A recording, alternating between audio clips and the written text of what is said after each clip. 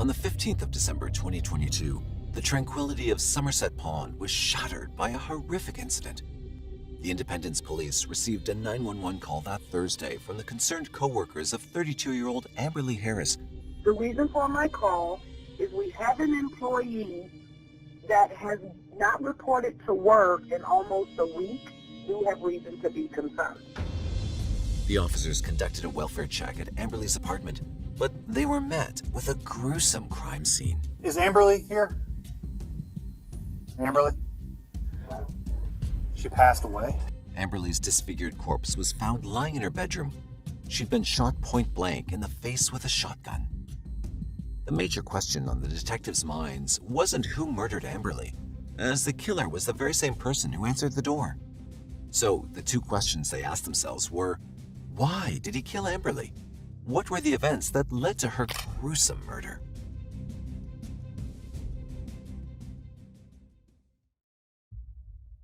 Independence, a city about 15 minutes south of Cincinnati, Ohio, in Kenton County, is known for its tight-knit, supportive community of over 28,000 residents. The residents are warm and friendly, offering hospitality to both newcomers and long-term inhabitants. Safety is a top priority in Independence, with low crime rates and a strong law enforcement presence, providing a secure environment for everyone. Many find it an ideal place to call home, free from the constant worry of crime. This welcoming and safe community has attracted new residents over the years, and among those new residents was 32-year-old Amberly Harris, a woman who had chosen Independence as her new home due to the promised safety and security. Amberly Nicole Harris was born on the 7th of September 1990 to parents Tammy and Daryl Harris. She grew up in Rowan County, North Carolina, with 4 other siblings, Jessica, Alyssa, Wesley, and Brandon. Amberly was often described as a free-spirited, kind-hearted, and loving young woman by the people around her. She always knew how to light up a room and put smiles on people's faces. Her kind and caring nature made people gravitate towards her, and she was loved by her family and colleagues. She was also the mother of 3 beautiful children. She gave birth to her 2 boys, Jojo and Hunter, while she courted a man named Jones, and she had her daughter Michaela during her relationship with a man named Strand. Amberly was an amazing mother who loved spending time with her family. She enjoyed going to the beach with her children whenever she had the chance, and she was also an avid lover of animals, as she kept many pets. The people close to her often said Amberly was always seen with a smile on her face, but her life wasn't perfect. Sometime during her late 20s, Amberly struggled with substance abuse. She'd been through a lot of adversity during those years, and it was a very hard period in her life. However, Amberly wasn't going to let the hard times keep her down. In an effort to improve her life and for the sake of her children, Amberly fought against the growing addiction. It was a long and tumultuous journey, but in the end, Amberly emerged victorious. It wasn't easy, but she was able to overcome the addiction and come out stronger. The changes didn't stop there. Amberly, who was 30 at the time, decided to move from Mooresville, North Carolina to Independence City, northern Kentucky. It was a significant move, as Independence was 7 hours away from her hometown and she had no family or friends there. However, Amberly had secured a job at Bluegrass Quality Meats, a food production company close to the city. She was given a position in production and quality assurance and couldn't wait to start. Besides the job, there was another reason why Amberly decided to move to Independence, and that reason was a man named Tommy Joe Powell. This video is brought to you by Bespoke Post. Meet Bespoke Post, the monthly membership club that delights you with a box of awesome brilliance, brimming with high-end products from under-the-radar brands. What sets this apart? A staggering 90% of the products come from small brands, many of which are based in the US. By subscribing, you're not only treating yourself to premium items, but you're also supporting the cause of small brands deserving recognition for their outstanding work. But that's not all. Bespoke Post customizes each box of awesome to your personal preferences through a quick quiz. Let's take a closer look at one of their offerings. The Weekender Box, a fan favorite, is designed for those impromptu getaways. Within, you'll discover a collection of top-tier products to make your weekend memorable. And should you prefer, you can opt for the Tinsel Box, perfect for brightening your home during this holiday season. And there's no shortage of options. You can also select from their ever-evolving lineup of amazing boxes, each unveiling a treasure trove of new products you never knew you needed. Ready to get started? Explore their website to see all the exciting boxes available. And here's an exclusive offer only for our subscribers. Get an exciting 20% discount on your first box of awesome by simply clicking the link in the description and applying promo code Mysterio20 at checkout, or visit bespokepost.com/Mysterio20. Don't miss the opportunity to uncover premium goods at an incredibly affordable price. Join Bespoke Post today and claim your very own box of awesome. Amberly had started a relationship with Tommy, and the couple lived together in apartment 4653 in the Somerset Pond apartment complex on Beech Grove Drive. Amberly loved and cared for Tommy, but they had a very abusive relationship, and it wasn't always smooth sailing for the couple. Tommy was Amberly's on and off boyfriend for the 2 years she lived in Independence. During their time together, some of the couple's neighbors described Tommy as a funny, helpful, and outgoing guy, while others described him as a very odd, quiet, and reserved man. The neighbors all had different opinions on Tommy and his character, but the only person who really knew him was Amberly. During the early months of their relationship, the couple would usually get into fights. Amberly often told herself that no couple was perfect, so she was willing to overlook the frequent squabbles at first. However, it wasn't long before Tommy started getting physical. In the later months of their relationship, most of the couple's arguments ended in physical fights. These fights were often instigated by Tommy, but as the disagreements grew, so did Tommy's anger. Many neighbors could hear the couple screaming at each other late at night, and Amberly's love for Tommy soon turned to fear. While she was at work, Amberly would tell her coworkers that she was scared to go home, and most of them would offer her an extra bedroom and tell her to stay with them. However, Amberly knew she couldn't stay with her coworkers forever, and she always went home eventually. As time went on, Amberly sent her mother videos of the abuse she was suffering.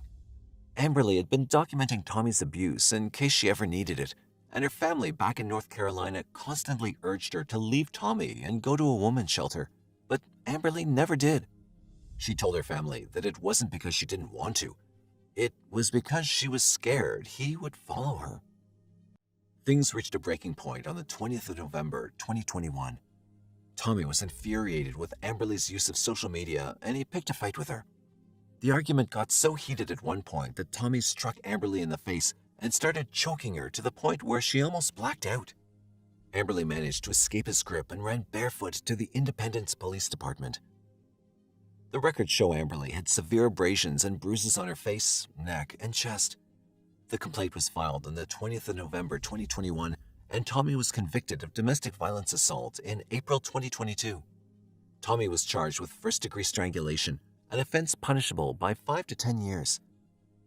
But when it was time for Amberly to cooperate with prosecutors and testify against Tommy, she didn't, as she was scared of what he would do when he got out. Since Amberly didn't come forward as a witness, which would have allowed prosecutors to charge Tommy with a felony for strangulation, the charge was reduced to fourth-degree domestic violence assault. Tommy was allowed to plead guilty to an assault charge instead of facing the full felony charge, which would have resulted in imprisonment. The incident was treated as a misdemeanor, and Tommy was sentenced to conditional discharge. The court ordered him to undergo anger management, domestic violence treatment, and batterer intervention classes, but he was non-compliant with the treatment program, attending none of them.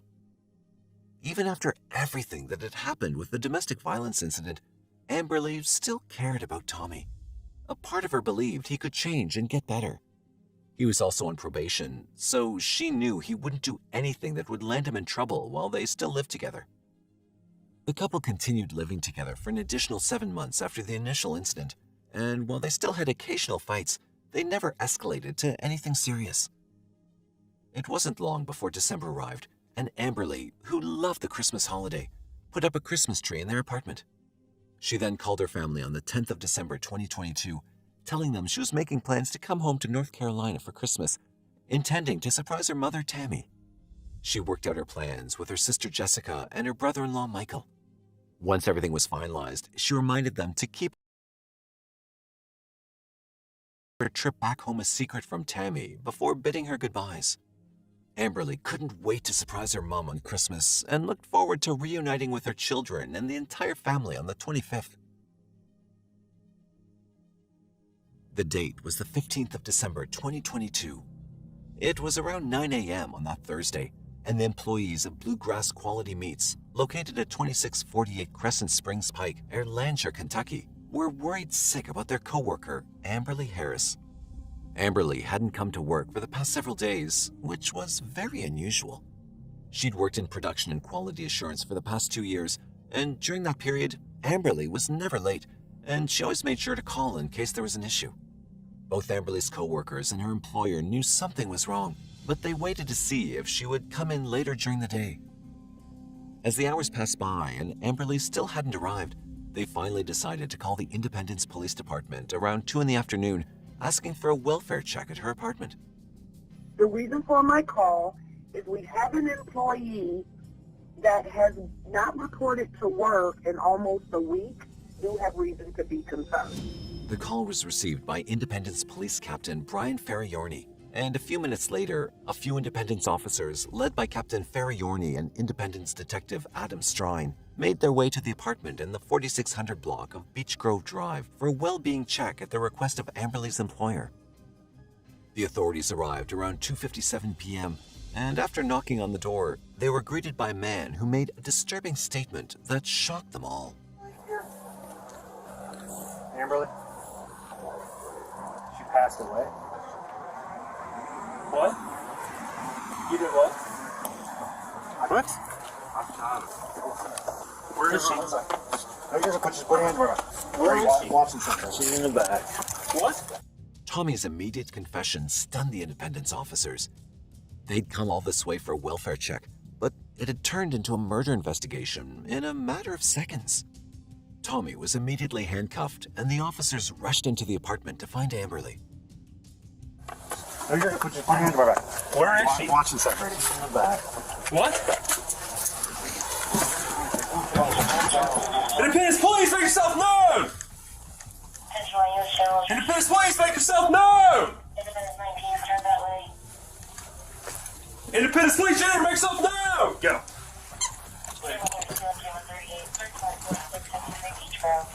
Watch your footing. Watch your footing. Clear in here, Roger. Huh? Clear. Independence Police here! Make yourself known! Department, make yourself known! Go. Oh, she's down. What? Okay, she's down. The officers found Amberly's body in the master bedroom. She was lying in a small space between the bed and the wall. It appeared she'd been shot in the head at close range. The officers immediately called for backup before securing the crime scene. Make sure you're watching where you're standing and don't touch anything. Yes, sir.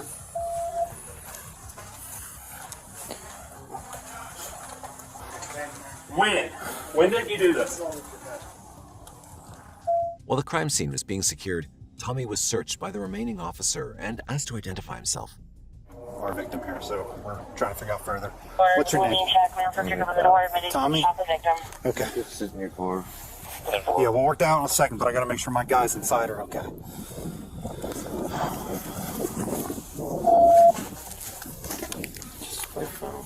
Alright. Rungy, you guys good? Yeah, we're good. Alright. Hold on. Sorry. Okay. As his Miranda rights were read to him by the officer outside, the officers in the house already had a disturbing suspicion. They could tell from the state of Amberly's corpse that her murder wasn't recent. So, to clear their doubts, they asked Tommy when he had shot her. The ghastly crime scene was already a disturbing sight, but what horrified the detectives even more were the words that came out of Tommy's mouth when he answered their question. Tommy, I'm gonna read you something real quick, okay? Miranda rights. You have the right to remain silent. Anything you say can will be used against you in court. You have the right to an attorney before making any statement. Have your attorney with you during questioning. You cannot afford an attorney desire one. The court appoint one for you. You may stop question anytime, refuse to answer further, or requesting consult with your attorney. Do you understand these rights, Tommy? All right. Is there anyone else inside? Is it just her? All my pups. Okay. Is it just Amberly? All right. Is it contained in there? When did all this just happen? Sunday night. Monday morning. Sunday. Monday morning. Monday morning. Those were the words that came from Tommy's mouth. Amberly was shot approximately 3 days earlier.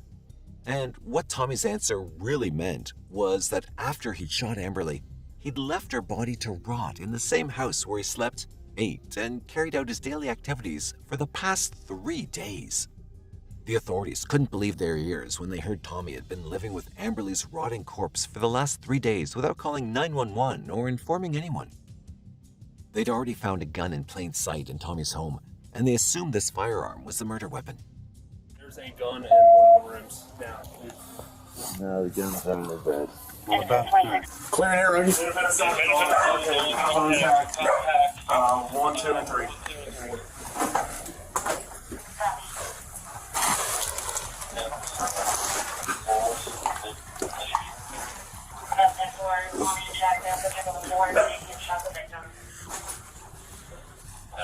Possible firearm on the ground? Yeah. As two officers went back inside the house to locate the murder weapon, Tommy was escorted to the police car where he was asked to paint a clearer picture of what happened that morning. We're gonna go in the back on the other side. Other side, my man.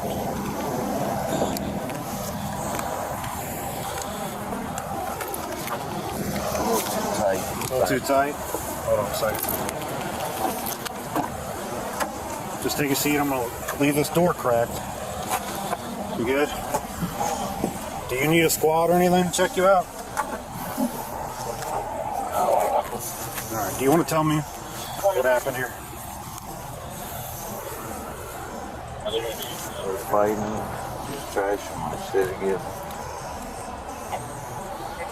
Okay.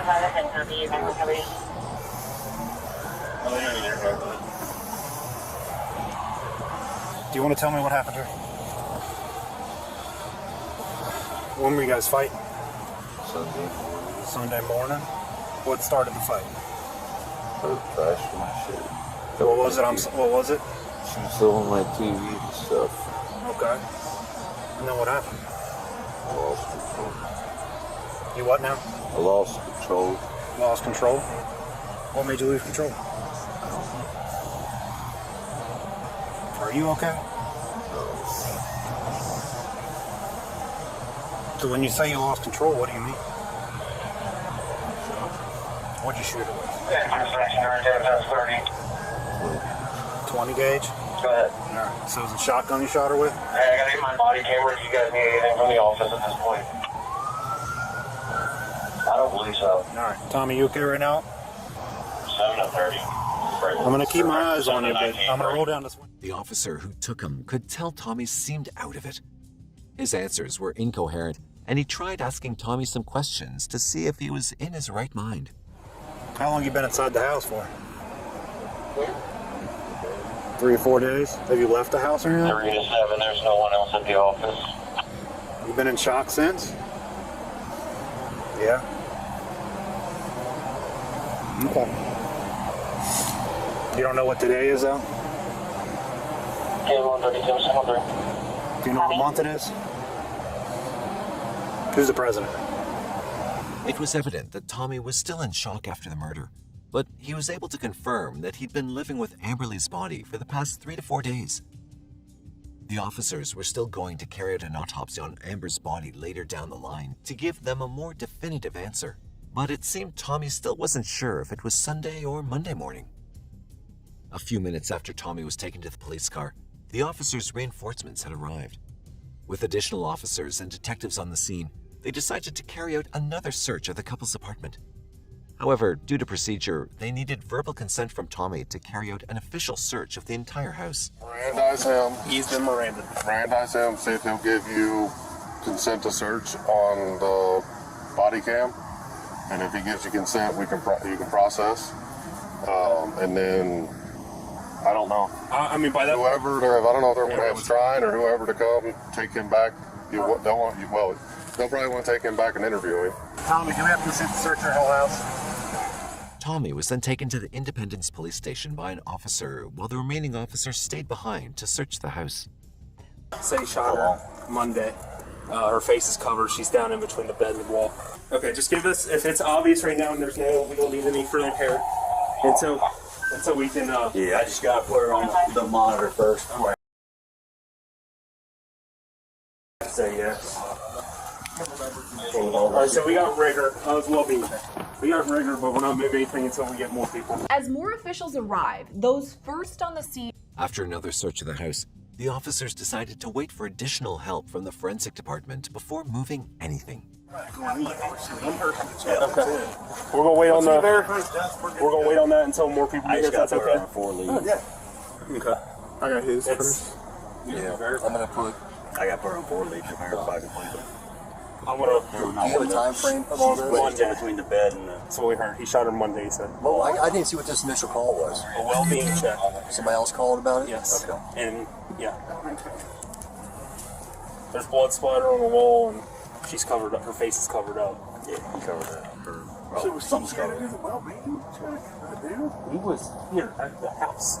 Like, he opened the door that said, While the first responders briefed the new officers who had just arrived at the crime scene, the forensics department, along with the additional help they were waiting for, had also arrived. With everyone now at the scene, they were able to continue the search. Chief, are you in here? I'm coming through with the camera on to do a walkthrough. There's a TV on the floor in the bedroom where this occurred. That's just, it looks like it may have been on a shelf or whatever, it may have been knocked off. But other than that, no, it doesn't look like it's like destroyed. It just looks like it's been knocked off. The door does look like it's been kicked off the hinges. Yeah, make sure you move this around right here. Get whatever these are, because it looks like these bills might be everywhere. You want to call them or something? Supposed to help out once you start getting stuff. Tommy arrived at the Independence Police Station at exactly 3:31 p.m. and was taken in for questioning while the search was still being carried out at the crime scene. I'm Detective Stride with the Independence Police. This is Detective Young, McDellsmere. Okay. I don't know anything, man. I'm at home, just kind of hanging out. Apparently got a call to your home. What's going on? You shot your girlfriend? Okay. So, real quick, who lives there? Whose name's on the lease? Mine. Your name's on the lease? Okay. So, real quick, man. Do you mind if we search your residence? The interrogation began with Detective Strine asking Tommy to give written consent to allow them to continue searching his home. Tommy was then asked further questions by the detectives, but a few minutes into answering them, he became sick and threw up. Stomach bug, Tommy, or you got the flu? What's going on, buddy? Talk to me. COVID? Okay. Oh, so you haven't been to the doctor? Tommy wasn't sure why he suddenly got sick, so he made a guess. However, the detectives were unfazed and tried to push forward with the interrogation and the signing of the written search consent document. Walk me through the process of how this kind of went through. And before we kind of begin with that, we have officers that are at your house right now, okay? Obviously, we need to be able to kind of process that scene effectively, and what'll make that scene processing a little bit easier is if you take on this consent to search form and allow us access to search your home. Is that okay? Okay. So I'm gonna walk this through with you real quick, okay? So how it works is that you're gonna sign your name. Despite their best efforts, Tommy was unable to continue with the interrogation, and paramedics were eventually called to the scene to check on him. Where you are right now? Independence what? Sure. Okay.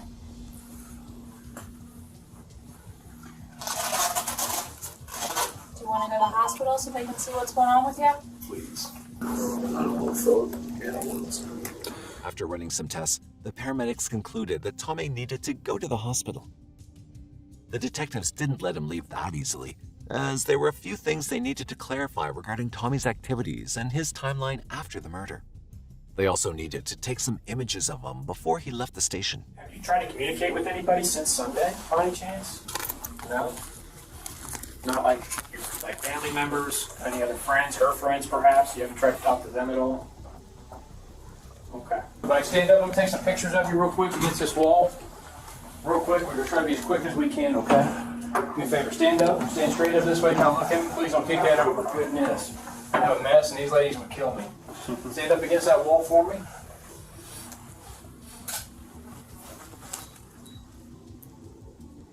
Once his pictures were taken, Tommy was escorted to the hospital. They left the station around 5:05 p.m., and it was a 26-minute drive before they arrived at the hospital. What gets you inside here, Tommy? Take your temperature.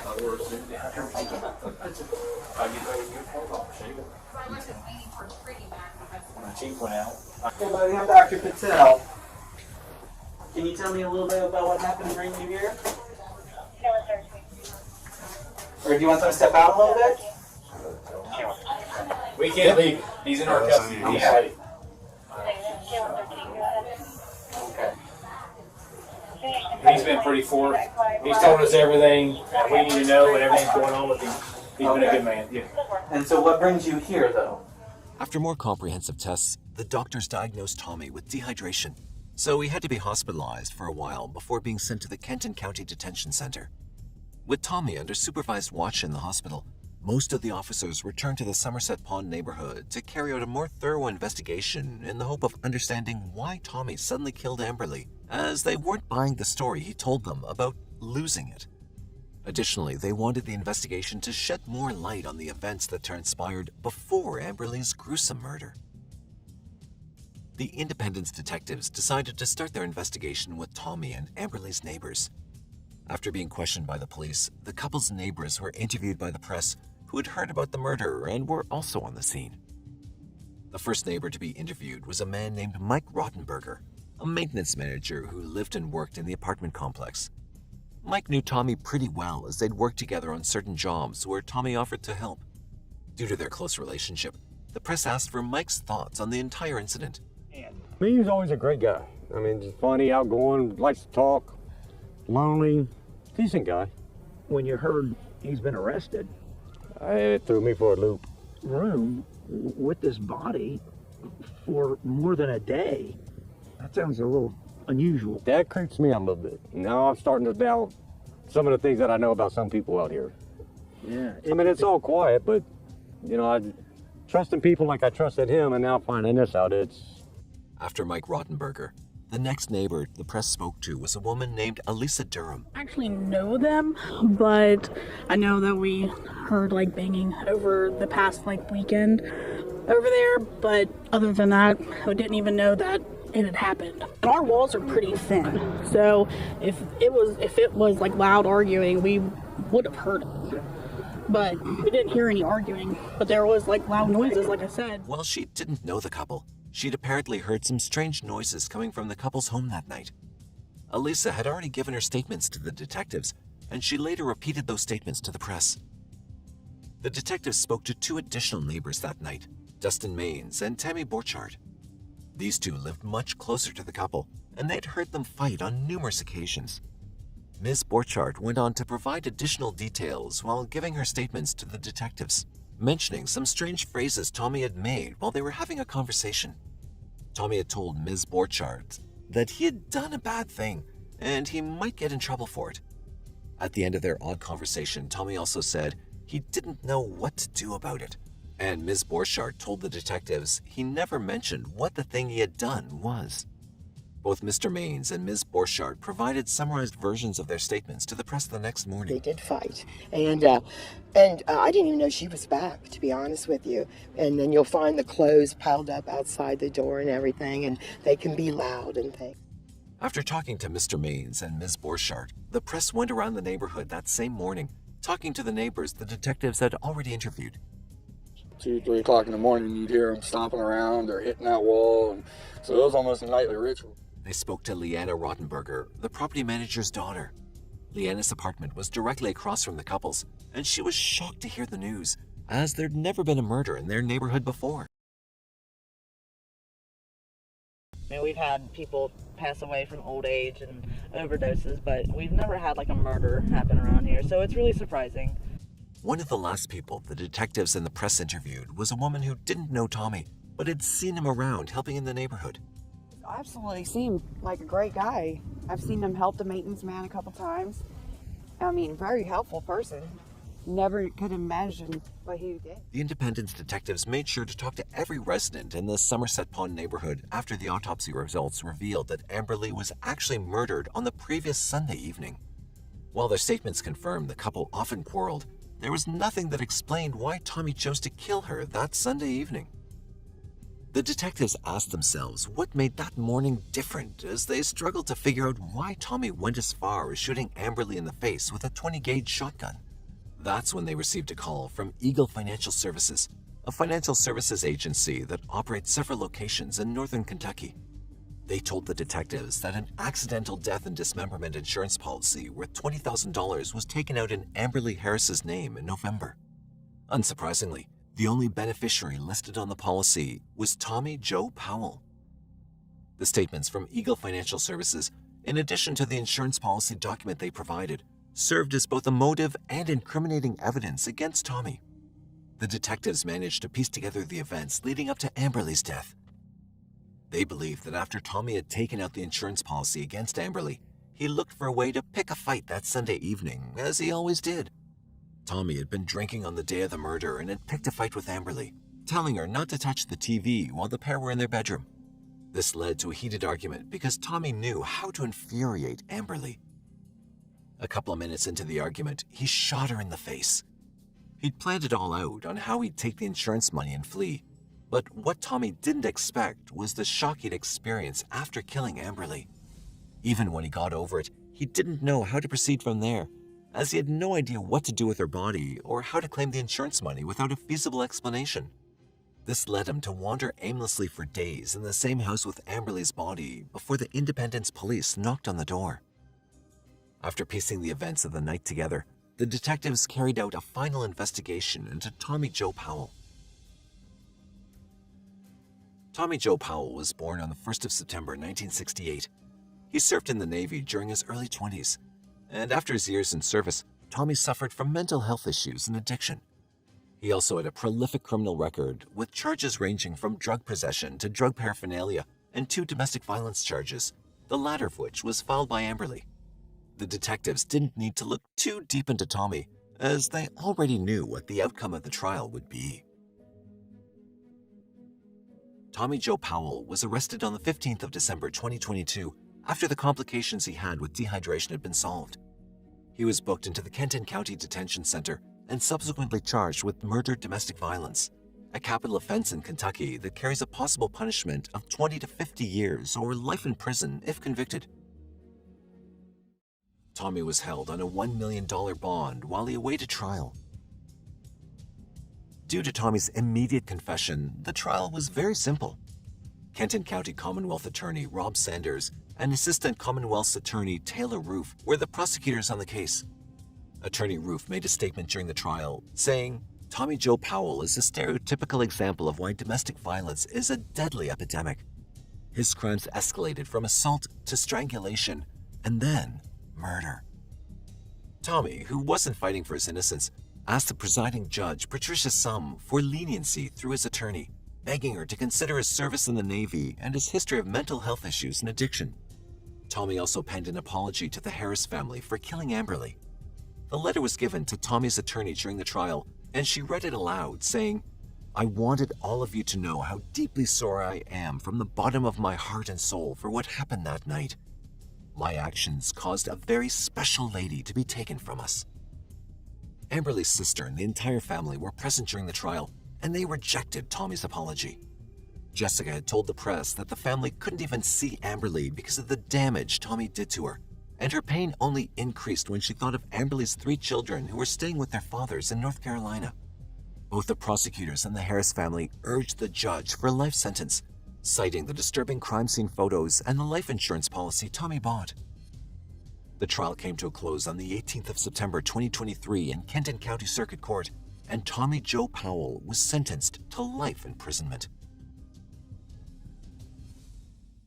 Despite the life sentence being handed down, Amberly's sister Jessica said nothing's really changed for her. She made an emotional statement to the press after the trial, saying, "He gets to be there. He gets to breathe. He gets to be alive. He gets to eat. He gets to sleep. He gets to... I have an urn of ashes at my house with my sister." Attorney Sanders still hopes the sentence will eventually bring closure to the Harris family and send a message to future abusers.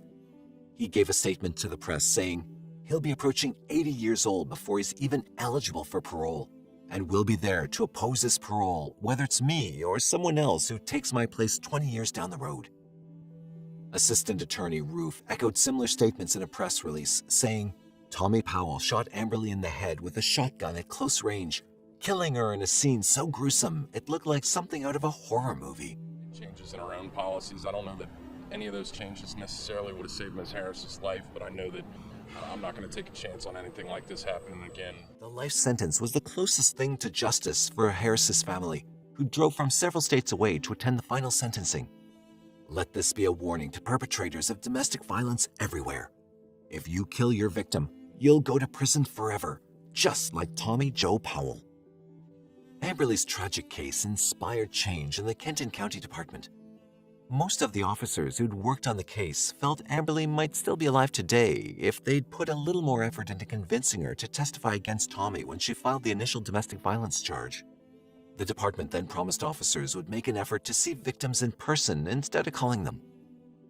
Attorney Sanders spoke to the press on the matter, saying, "I'm not sure those changes in policies would have saved Ms. Harris's life, but I know I'm not going to take a chance on anything like this happening again." 2 monuments were built outside the couple's apartment in memory of Amberly, and the messages read, "May you find comfort in the arms of an angel," and "It's all part of the Master's plan, a step on the road to home." A celebration of life was held for Amberly Harris on the 23rd of December 2022 at the Chapel of Cavan Cook Funeral Home in North Carolina. She leaves behind her mother and stepfather, Tammy and Gerald Horn, her grandmother Elizabeth Harris, her brother Brandon Harris, her sisters Jessica Mann and Alyssa Harris, her 3 children Jojo, Hunter, and Michaela, as well as many aunts, uncles, nieces, and cousins. She was very loved by all. The case of Amberly Harris is a very tragic one. It sheds light on domestic violence issues, and one can only hope the changes it brought manage to help people in similar situations. We'd also like to know your thoughts on the case. Do you think the life sentence was enough to bring justice to the Harris family in the end?